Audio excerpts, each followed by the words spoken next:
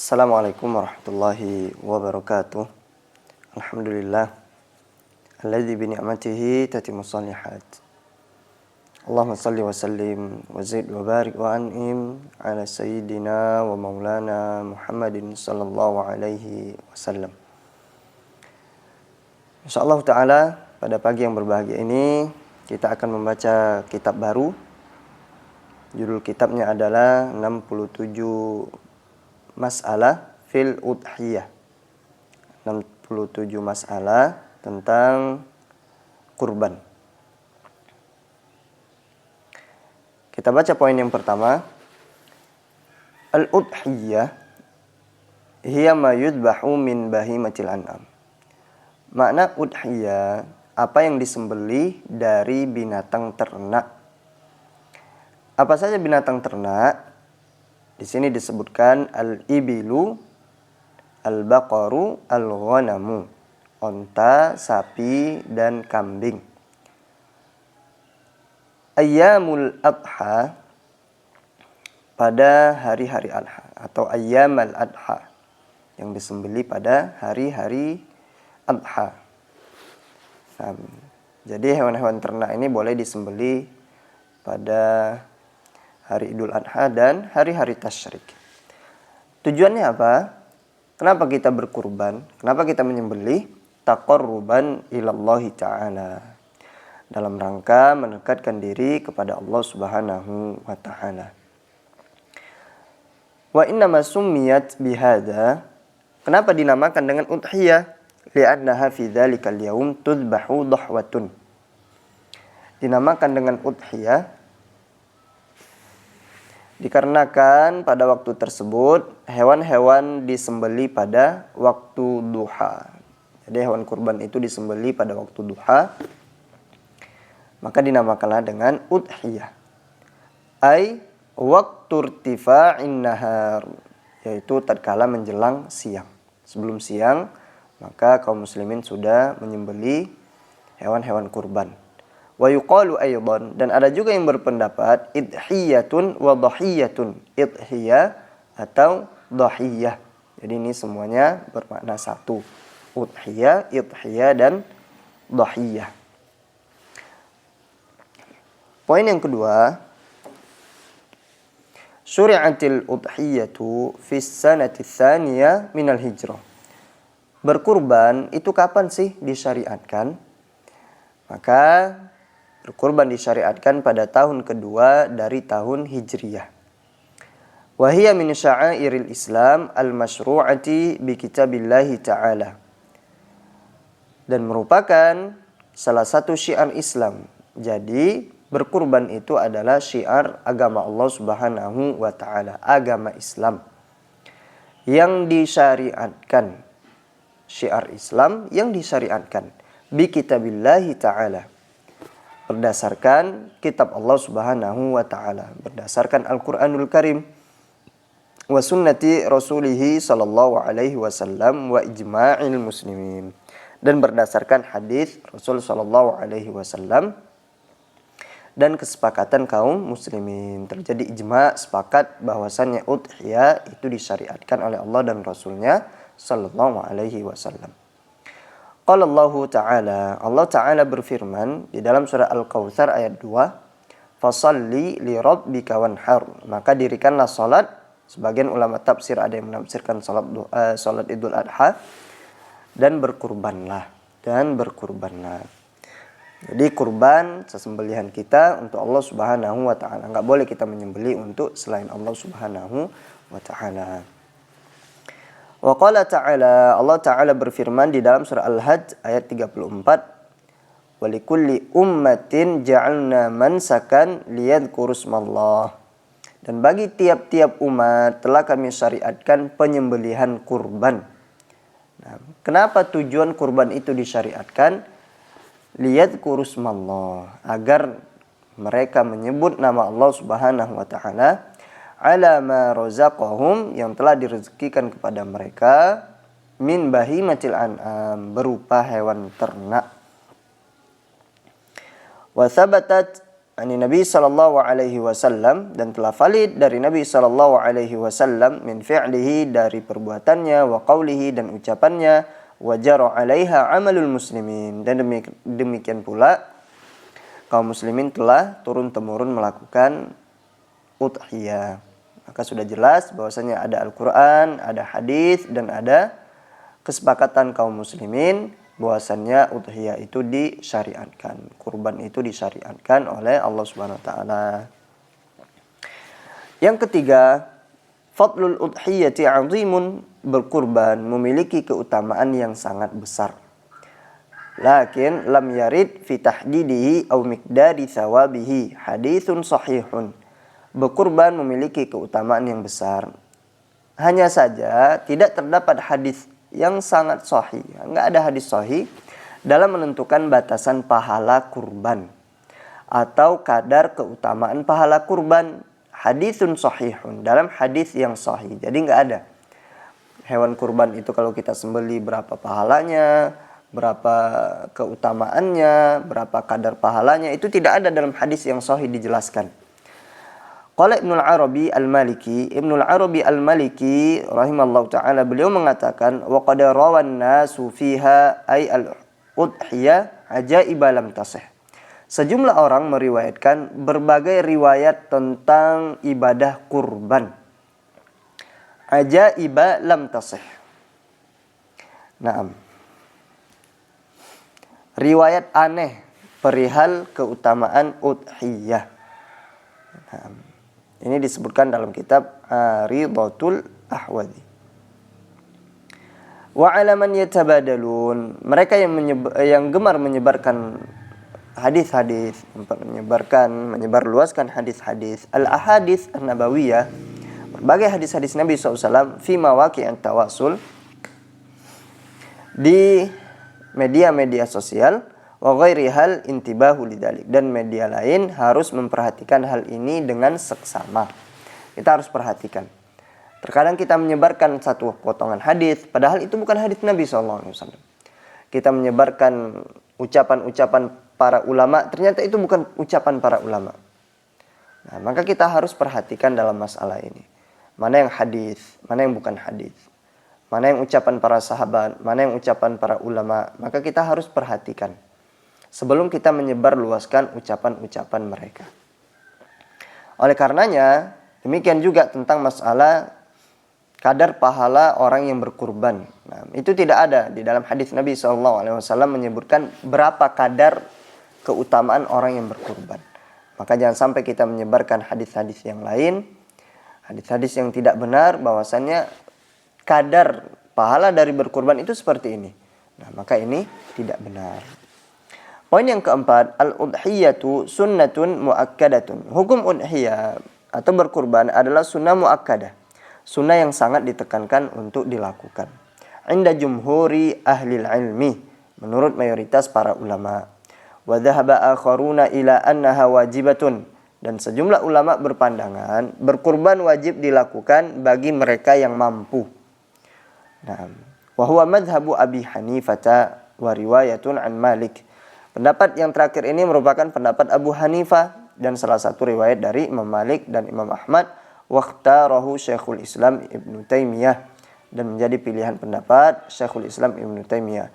Falayan bagi, maka tidak sepatutnya li mu'minin musirin qadirin, bagi seorang mukmin yang memiliki kelapangan, ayyufarrita fiha, melalaikan syiar berkurban. Dia punya duit, dia punya kelapangan, dia enggak mau berkurban, maka enggak seharusnya seperti ini. Engkau mampu punya rumah, engkau mampu punya mobil, HP-mu mahal, maka berkurbanlah. Qala Abu Hurairah radhiyallahu ta'ala anhu, Abu Hurairah mengatakan, man kana lahu sa'atun wa lam yudahi fala yaqrabanna musallana. Barang siapa yang berkelapangan harta namun tidak mau berkurban, maka jangan sesekali mendekati tempat salat kami. Di sini disebutkan ucapan Abu Hurairah ini dari Ibnu Majah marfu'an, wa rajjah al-Baihaqi wal Hafiz Ibnu Hajar annahu mauquf ala Abi Hurairah. Kemudian poin yang kelima, al-udhiyatu masyru'atun, udhiyah disyariatkan fi haqqi jami'in nas, bagi setiap orang yang mampu. adz-dzakaru wal unsa, baik pria ataupun wanita, al-muqim wal musafir, orang yang bermukim ataupun yang bersafar, min ahlil badawi, warga pedalaman atau warga kota, awil hadar, fi biladil muslimin aw ghairiha, baik orang itu berada di negeri kaum muslimin atau tidak. Dia berada di Amerika contohnya, di Eropa, di tempat-tempat yang lain, bukan negeri kaum muslimin, maka tetap disyariatkan berkurban. Illal hajj, kecuali jamaah haji. Indal imami Malik, menurut pendapat Imam Malik. Fa innahu la yudhi. Orang yang berhaji maka dia bukan menyembeli udhiyah, hewan kurban. Wa inna ma yuhdi hadiyan. Yang disyariatkan bagi mereka adalah menyembeli hadian. Nah, waqtarahu aidan Syekhul Islam Ibnu Taimiyah. Pendapat tersebut juga dipilih oleh Syekhul Islam Ibnu Taimiyah rahimahullahu taala dan muridnya Ibnu Qayyim dan Syekh Ibn Utsaimin rahimahullahu taala. Yang keenam, man la yamliku tsamanal udhiyah, seorang yang tidak memiliki uang untuk memiliki hewan kurban, fala haraja ay yaqtaridah, tidak mengapa meminjam uang untuk membeli hewan kurban. Idza kana yarju wafaan, jika dia mampu melunasinya. Kama law kana muwazzafan waqtarada, seperti seorang pegawai yang kemudian meminjam uang hatta ya'khudha ratibahu akhir syahr, dan baru melunasi ketika menerima gaji bulan depan. Awistaraha bitaqsid, atau dia membeli udhiyah dengan mencicil pembayarannya. Amma idza kana la yarjul wafa, adapun jika orang tersebut diperkirakan sulit melunasi hutang, fal aula lahu adamul iktirad, maka lebih baik dia tidak perlu menghutang untuk membeli hewan kurban. Li'alla yashghula dhimmatahu bi syai'in ghairu wajibin alaihi, sehingga dia tidak menyibukkan diri dengan yang tidak wajib atas dirinya. Kalau engkau kira-kira enggak mampu berkurban, ya sudah, enggak usah berkurban. Takutnya nanti engkau menambah beban terhadap dirimu. Engkau akan kesulitan bayar hutang, engkau akan kesulitan untuk menafkahi keluarga. Maka lebih utama dalam kondisi seperti ini, seseorang tidak perlu berhutang untuk berkurban. Nah, dan sebaliknya, seseorang yang memiliki perkiraan dia akan mampu bayar, apalagi dia seorang pekerja, nah, dia berhutang kepada yayasan contohnya, kepada kantor yang tempat dia bekerja di situ, maka boleh dia berhutang. Nah, karena di akhir bulan nanti gajinya akan dipotong langsung. Nah, maka ini tidak jadi masalah. Qala Syekhul Islam Ibnu Taimiyah berkata, in kana lahu wafa'un, apabila dia memiliki kemampuan untuk bayar hutang, fastadana ma yudahi bihi, kemudian dia berhutang untuk membeli udhiyah, fahasanun, maka hal itu bagus. Wala yajibu alaihi ay yaf'ala dzalik, meski hal tersebut atau berhutang untuk membeli hewan kurban tidak wajib baginya. Karena hukum asalnya itu harta yang ada pada dirinya. Kalau dia lapang, hartanya banyak, dia memiliki kelapangan, boleh dia berkurban.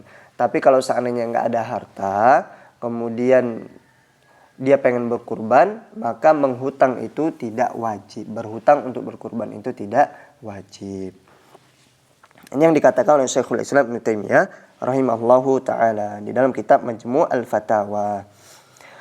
Poin yang ketujuh, minas shadaqatil lati yundabu ilaiha, salah satu bentuk sedekah yang dianjurkan adalah idkhalus surur, memasukkan kebahagiaan atau kegembiraan, alal ajizi anil udhiyah, kepada kaum muslimin yang belum mampu berkurban, bitabarru'i lahu biqimatiha, yaitu dengan menyedekahkan sejumlah uang kepadanya agar dapat membeli hewan kurban.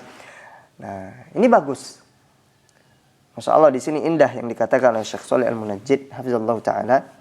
Nah, termasuk sedekah yang dianjurkan yaitu memasukkan kebahagiaan, kegembiraan kepada orang yang tidak mampu melakukan kurban, yang tidak mampu untuk menyembelih hewan kurban. Nah, maka apa yang harus kita lakukan? Menyedekahkan sejumlah uang kepadanya. Kita sedekahkan agar dia bisa berkurban.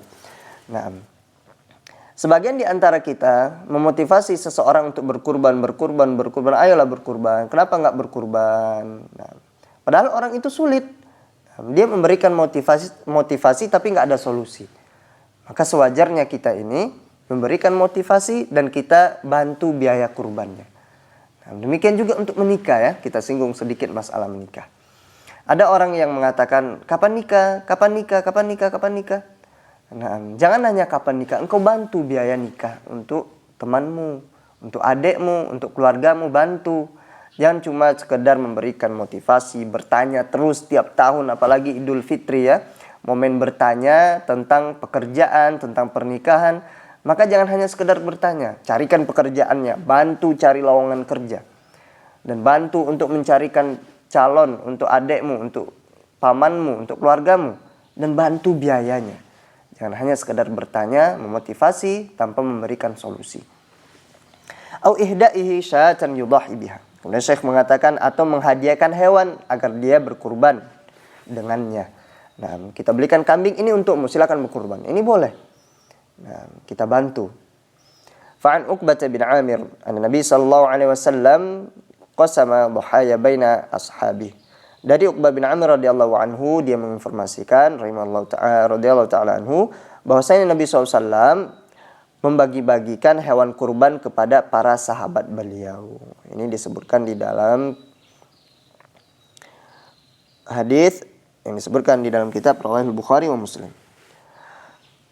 Wa min karaimil ma'ruf, demikian pula salah satu contoh kebajikan dan kedermawanan ayyuwakkila man lahu atharu min udhiyatin. Seseorang yang memiliki sejumlah udhiyah hewan kurban, nah, hewan kurban miliknya diberikan kepada orang lain. Nah, fakiran za'iyal, kepada orang miskin, kemudian yang memiliki keluarga min aqaribihi, atau kerabatnya yang miskin atau tetangganya yang miskin, liyadbahaha fi baitihi, dan menjadikan mereka sebagai wakil untuk menyembelih hewan kurban tersebut di rumah-rumah mereka. Jadi ini boleh. Kita lihat di suatu tempat itu, satu kampung nggak ada yang berkurban, mungkin Islam sebagai minoritas di situ, maka boleh kita belikan hewan kurban kemudian kita kirim ke sana, boleh. Nah, sehingga mereka bisa menyembelih di rumah-rumah mereka. Lidkhalis sururi alaihi, tujuannya untuk memasukkan kebahagiaan kepada keluarga yang miskin tersebut. Wa ala usratihi, dan kepada keluarga mereka. Yang kedelapan, min hikamil udhiyah, di antara hikmah berkurban adalah at-ta'abbudu lillahi bi infadhi ma syara'ahu, beribadah kepada Allah dengan melaksanakan apa yang disyariatkan Allah Subhanahu wa taala. Qala ta'ala, Allah Ta'ala berfirman, la yanalallaha luhumuha wa la dima'uha walakin yanaluhu taqwa minkum. Ketahuilah bahwasannya tidak akan sampai kepada Allah Subhanahu wa taala daging-daging kurban dan darah-darah dari hewan kurban, walakin akan tetap yang sampai kepada Allah Subhanahu wa taala adalah ketakwaan dari kalian. Hikmah berkurban yang pertama adalah ihya sunnati Ibrahim al-Khalil, menghidupkan sunnah Nabi Ibrahim al-Khalil alaihissalam, kekasih Allah Subhanahu wa taala. Yang kedua, syukrullahi subhanahu wa ta'ala ala ni'amihi al-muta'addidah, bersyukur kepada Allah Subhanahu wa taala atas nikmat yang begitu banyaknya, berupa nikmat hewan kurban yang Allah berikan kepada kita. Allah Ta'ala berfirman, liyashhadu manafi'a lahum wa yadhkuru ismallahi fi ayyamin ma'lumatin 'ala ma razaqahum min bahimatil an'am. Allah Subhanahu wa taala mengatakan agar mereka menyaksikan manfaat-manfaat pada hari itu. Wa yadhkuru ismallah, dan agar kalian menyebut nama Allah Subhanahu wa taala pada hari-hari yang telah ditentukan, 'ala ma razaqahum, atas rezeki yang telah Allah berikan kepada mereka, min bahimatil an'am, berupa hewan ternak. Nah, maka makanlah sebagian daripadanya, kemudian berikanlah untuk sebagiannya kepada orang-orang lain untuk dimakan. Hikmah kurban yang selanjutnya adalah musyarakatu ahlil buldan hujjaj baitillah fi ba'di syairil hajj. Nah, keikutsertaannya kaum muslimin ikut berpartisipasi dengan amalan para jamaah haji, nah, di rumah Allah Subhanahu wa taala fi ba'di syairil hajj, pada sebagian syiar-syiar ibadah haji. Yang selanjutnya at-tawsi'atu 'ala nafsi. Hikmah kurban yang selanjutnya melapangkan hati diri sendiri, melapangkan hati diri sendiri. Melapangkan diri sendiri dan melapangkan hati keluarga dan memuliakan tetangga dan kerabat dan teman-teman, wa tasadduq dan bersedekah kepada orang-orang fakir di hari Idul Adha. Poin yang ke-9, dzabhul udhiyati afdal. Menyembelih udhiyah itu lebih utama minat tasadduq bi thamaniha, daripada bersedekah dengan uang yang senilai hewan kurban. Nah, ini yang lebih utama. Li'annaha sya'iratun min sya'airillah, karena berkurban merupakan syiar agama Allah. Wa sunnatun muakkadatun min sunanin Nabi sallallahu alaihi wasallam, dan sunnah Nabi sallallahu alaihi wasallam yang sangat dianjurkan untuk dilakukan. Dan pendapat ini merupakan pendapat Imam fikih yang 4. Qala Sa'id bin al-Musayyab atau Musayyib, Sa'id bin Musayyib rahimahullah mengatakan, la an udahi bi syatin ahabbu ilayya min an atasaddaqa bi mi'ati dirhamin. Berkurban dengan seekor kambing saya lebih suka daripada bersedekah 100 dirham. Wa li anna dzabha lillahi sya'iratun. Karena alasan lainnya adalah menyembelih kurban kepada Allah merupakan ibadah. Wa ibadatun muradatun mustaqillatun, dan syiar agama Allah yang tersendiri pelaksanaannya. Allah Subhanahu wa taala mengatakan fasalli li rabbika wanhar. Salatlah untuk Allah Subhanahu wa taala dan berkurbanlah.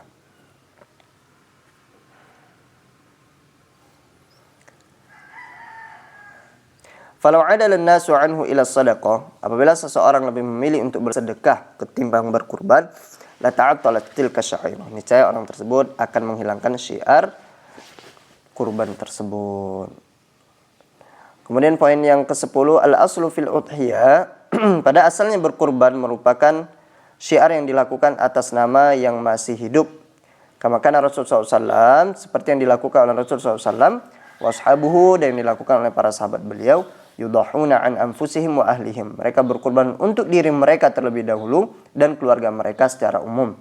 Wa tusra'ul udhiyah 'anil amwat, berkurban disyariatkan atas nama orang yang telah wafat, tanfidzan liwasayahum, dalam rangka melaksanakan wasiat dari mayat kepada keluarga. Au taba'an lil ahya, atau kurban mayat tersebut disertakan dengan kurban orang yang masih hidup. Contohnya adalah ayyudhiyar rajulu anhu, semisal orang berkurban atas nama dirinya sendiri, wa an ahli baiti, dan atas nama keluarganya, wa yanwi bihimul ahya wal amwat, dengan niat mencangkup keluarga yang masih hidup dan telah wafat. Allah Ta'ala alam, sampai di sini dulu pembahasan kitab ini. Insyaallah akan kita lanjutkan besok. Barakallahu fikum jami'an. Subhanakallahumma wa bihamdika asyhadu an la ilaha illa anta astaghfiruka wa atubu ilaik. Wassalamualaikum warahmatullahi wabarakatuh.